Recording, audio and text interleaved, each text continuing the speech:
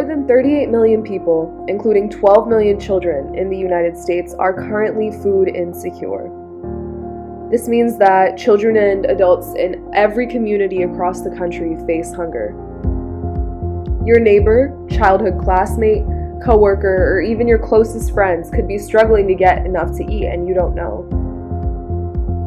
The pandemic has increased food insecurity among families with children, and especially communities of color, who were already facing hunger at much higher rates before the pandemic.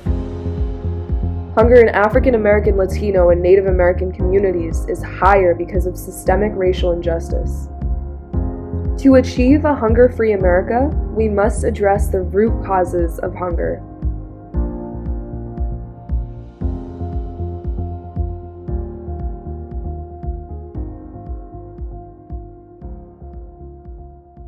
Hunger and Homelessness Awareness Week is a nationally recognized week to discuss issues of food insecurity, poverty, homelessness, all of these things that are happening in America and how we can work on them. Lots of universities across the country celebrate it. We've been celebrating it for a few years now. And by celebration, we mean actively working on combating these issues that we are so focused on in our campaign. So we have been organizing events for it. Our events are going to be the educational panel about the Afghanistan refugee crisis, talking about the lives of refugees in Connecticut and similar issues related to that. We're also going to be having a movie screening with the Women's Campaign, which is going to talk about the intersection of women's rights and hunger and homelessness and how all of these dynamics come to play, and how gender affects hunger and homelessness. We're also going to be having a few donation drives running. We're doing a coat drive to donate to homeless shelters after Hunger and Homelessness Awareness Week, and we're also doing a food drive to get non-perishable foods. So we have a lot going on, and we're very excited about them.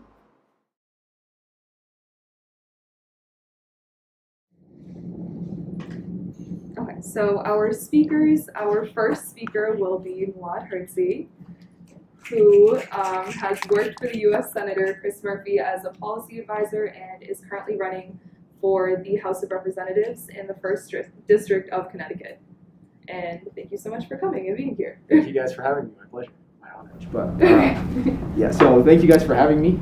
As we just said, I am Muad Herzi, running for the United States House of Representatives, and currently formerly had worked as U.S. Senator Chris Murphy's policy advisor, working on immigration amongst other policy topics, and also the son of Libyan asylum seekers. So my parents actually fled Libya because of persecution and fear for their life, and came here and were thankfully welcomed to the United States back when I think asylum and refugees were much less kind of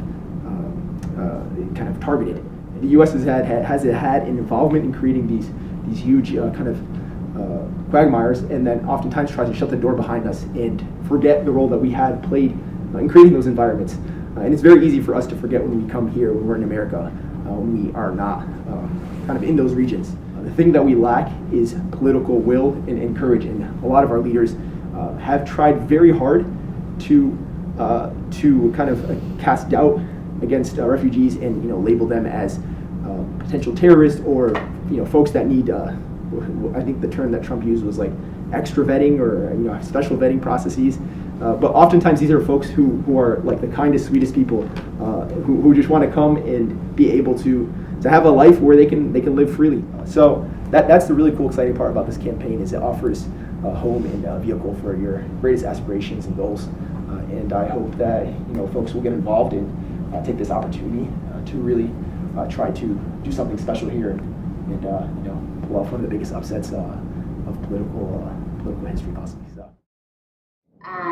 IRIS provides services to newcomers from over 25 or even sometimes upward of 40 different countries at any given time. We literally work to help any immigrant family that approaches us and needs different types of services. As I mentioned, though, at the core of our programs that started the agency over 30 years ago was actually refugee resettlement, which is a federal resettlement program, which I think you all are pretty familiar with by now. What you see in terms of the graph there is that the volume of refugees the number of refugees that were allowed into the country dropped dramatically under the previous administration, so low that in 2020 we were down to receiving just around 100 refugees. However, at the height, back in 2016 under the Syrian crisis, we were receiving as many as 500 in a given year, in that year. And we were on track to increase that further before the Trump administration came into place. However, as I think you all were discussing, the Biden administration is seeking to increase the number, has sought to increase it up substantially, even before the crisis in Afghanistan came to fruition.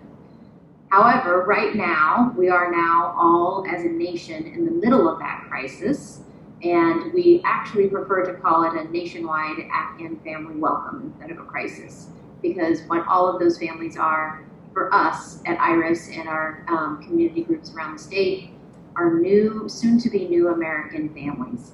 So in this coming year, given the refugee arrivals with the Afghan situation and the fall of that government, we are, as an agency, going to move towards welcoming 700 refugees in this current federal fiscal year. For 2 weeks.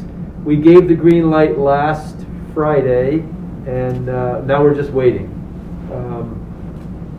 And that's the process that you go through. So these folks that are coming, that will come to the area, we can take a family of up to 6. They're coming from a military base somewhere in the U.S. There's 7 bases that are now occupied. They just emptied the first base, which I think was down in Virginia. There's now 7 more bases that are occupied with refugees. And cold weather is coming, so there is a bit of a rush to move people out.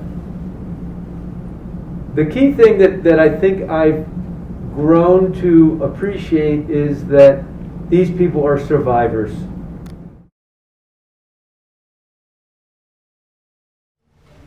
I would say that it honestly made me feel a lot more hopeful than the situation that I have in the past few months. I think especially what we've all seen on, social media and in our work, it can be, really heart-wrenching, and then with that, trying to find a place of, well, what can I do? It can feel a little hopeless.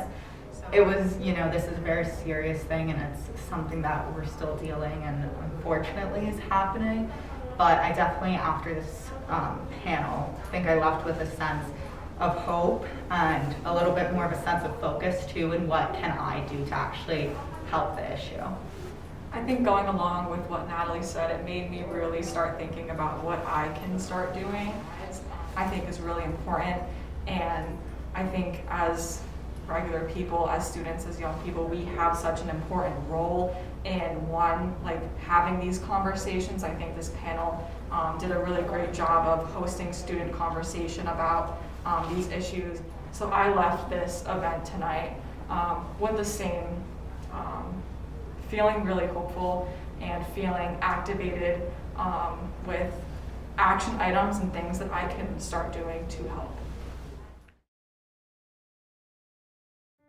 Next semester, the Hunger and Homelessness campaign will take on a new name and a new mission with the Food and Housing Equity Project.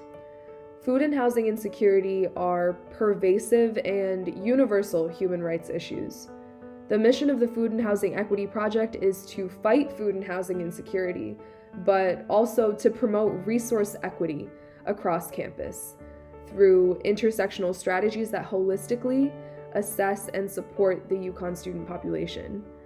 The Food and Housing Equity Project also hopes to inspire activism and change in the world around us so that equity can be established and everyone will be provided with what they need to succeed.